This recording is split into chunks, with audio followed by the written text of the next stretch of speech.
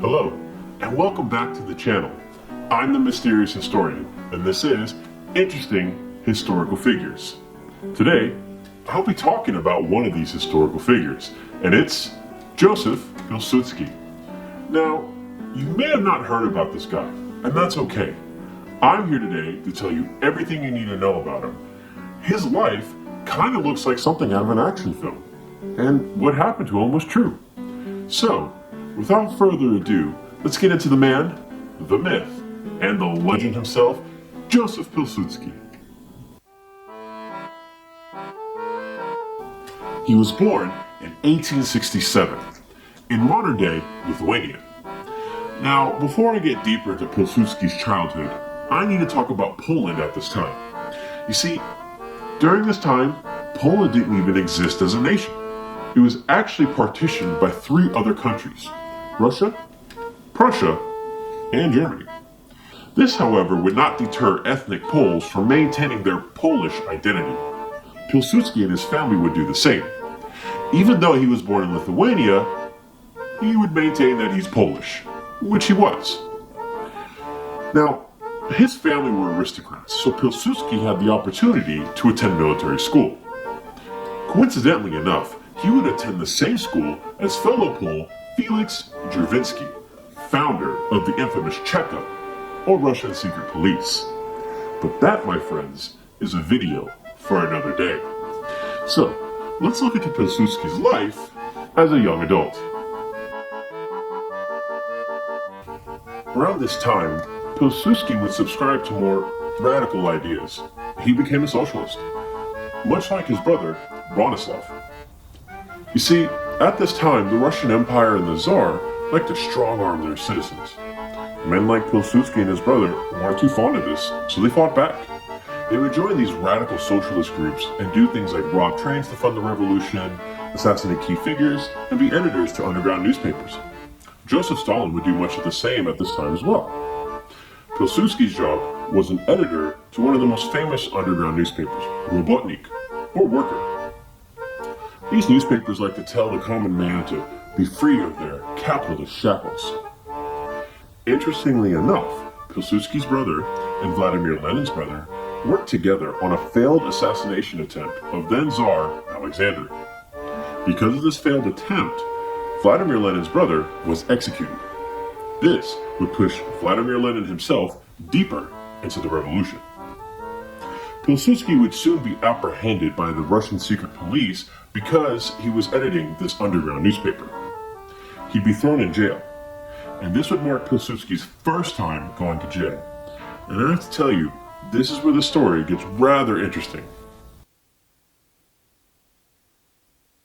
Now, what I'm about to tell you sounds a lot like a movie, but trust me, it's real.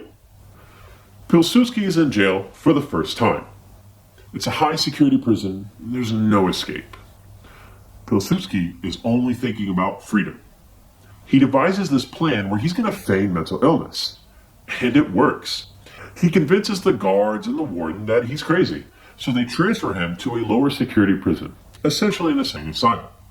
It's here that with the help of a doctor who's overseeing him, Piłsudski is able to escape. Now that he's out of jail, he's no longer a socialist.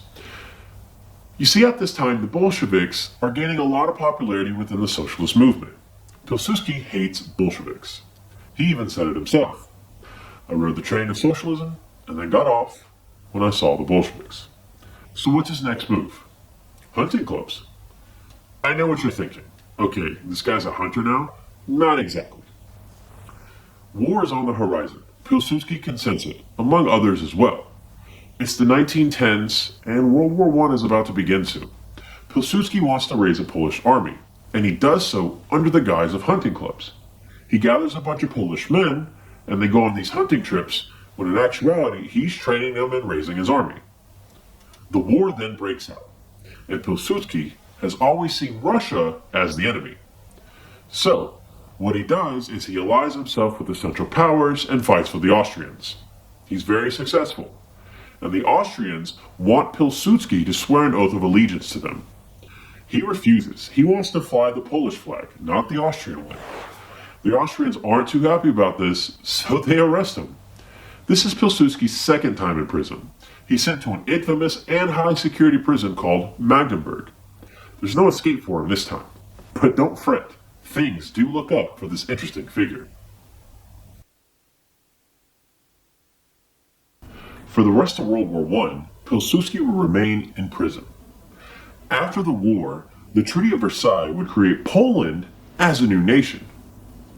In order to maintain friendly relations with the newly created Poland, Germany would free Piłsudski from prison and send him back in style. They send him back in an armored train, much like they did with Vladimir Lenin during the Russian Revolution. Upon Piłsudski's return, everyone is waiting at the train station cheering madly for him. Or so says the legend. In reality, it wasn't as many people and it wasn't as fantastic. What we start seeing is the development of Piłsudski's legend and mythos. Those who served with him or who were in the army knew of him and loved him. But for the average everyday Pole, that wasn't necessarily the case. They knew of his exploits, but he wasn't as venerated as these sources like to say he was. Nonetheless, when he returns home to Poland, he becomes leader or Marshal of Poland. But his first few years as the leader become very tumultuous. As leader of Poland, Józef Piłsudski wants to establish a federation of Eastern European nations. None of the nations agree, but one man does. Pecoraro from Ukraine. Pecoraro is a Ukrainian nationalist that just wants to push the Soviets out of his country. Piłsudski happily obliges and sends Polish troops. What happens is the Polish army is able to defeat the Soviets and push back the Red Army out of Ukraine. Unfortunately, this wouldn't last long, as the Soviet Union would declare war on Poland and push the Polish troops back to Warsaw. A final battle is taking place in the Polish-Soviet War. The Soviets have two fronts, a northern front led by Tukhachevsky and a southern front led by Joseph Stalin. Stalin, not wanting Tukhachevsky to gain all the glory, holds his troops back in the south. Tukhachevsky is left to fight alone in the north. Piłsudski takes advantage of this and pretty much does a counteroffensive, encircles Tukhachevsky's troops and defeats them. This will be known as the miracle of the Vistula. The Vistula is the main river that runs through Warsaw. Because of this battle, Piłsudski is able to gain more notoriety, more hero worship, and more power in Poland. He becomes a national hero, a real figure. But he won this battle on a gamble. He didn't know if Stalin was going to come up from the south or not. If Stalin did, Piłsudski would have lost. But he didn't, and he was able to capitalize on this one moment. Another thing I need to tell you about Piłsudski is he's kind of childish. He wouldn't really listen to his generals or his advisors that often and wanted to do things his way. If they didn't go his way, a temper tantrum was thrown. Nonetheless, Piłsudski gains more power and is venerated as the leader of Poland. And this is where the story gets even more interesting about this historical figure.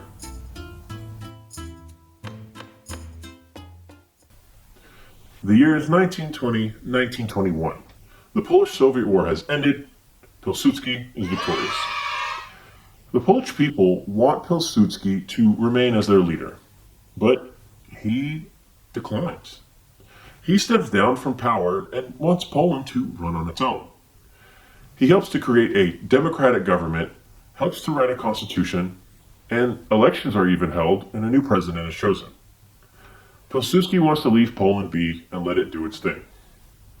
He's going to retire to a neighborhood called Praga, which is on the outskirts of Warsaw. Many political elites and military leaders and so on and so forth live in this neighborhood. He's going to join them and live out his days relatively peacefully, at least until 1926. During this year, Piłsudski is fed up with the Polish government. It's not going in the direction he wants it to. He feels Poland has lost its moral way, and he runs on this campaign of sanitation in order to clean up Poland. And what better way to do this than to have a coup? In 1926, Piłsudski orchestrates his coup to overthrow the Polish government. He's got a lot of backing behind this. Many of the soldiers and military personnel and leaders of the military love this guy, so they come from all over Poland to support him and his coup. There's fighting in the streets of Warsaw. It's Piłsudski's troops versus the Polish government troops. It all comes to head on the Poniatowski Bridge. It's here where the president of Poland and Józef Piłsudski come head to head. Now, there's two sides to the story. There's the myth and hero worship and legend. Then there's the reality. For the myth, what happens is Piłsudski confronts the president. The president is scared, can't even look Piłsudski in the eye.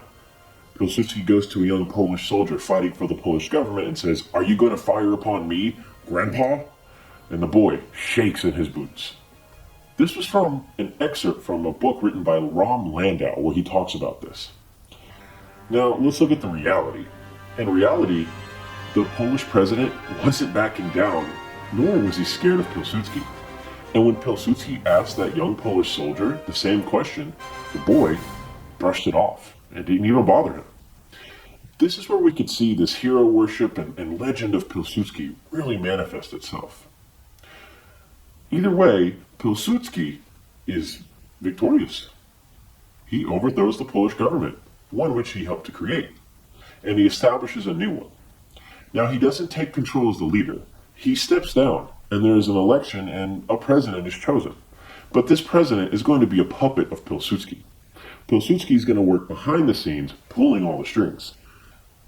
In essence, he becomes a de facto dictator. And this is where the story of Piłsudski gets even more interesting. Piłsudski would continue to rule Poland as a de facto dictator. But over the years, popularity for his party would begin to wane. In the Polish parliament, his own party was getting less and less seats. So there was an upcoming election in 1928. It's here that Piłsudski went to his old socialist friends and asked if they would vote for his party. Some agreed and some didn't. And those that didn't, well, it didn't really end well for them. In the town of Bourree, there was a lot of socialists that weren't going to do this. So Piłsudski, right before the voting and elections happened, had them all arrested. They were tortured and even killed. This would be known as the Bourree incident. This puts a blot on the whole legend and hero worship of Piłsudski. But unfortunately, this isn't a well-known incident to most Polish people. Piłsudski would continue to rule on after this. Finally, in 1935, he would succumb to liver cancer. But his infamy and legacy and legend would live on. Józef Piłsudski has led a very interesting life. A lot that happened to him sound like something that would come out of a movie. They're all true, although sometimes a bit exaggerated. There's two sides to Józef Piłsudski. There's the reality versus the myth. Piłsudski has done both good things for Poland and some bad things as well. Today, he's looked up to and venerated. Overall, the Polish people and much of the world look to him as a decent leader. He wasn't that bad of a guy. He made some mistakes, but he's only human just like the rest of us. Even people like Hitler looked up to him. Either way you look at him, he is still an interesting historical figure. I'm the Mysterious Historian, and thank you for stopping by.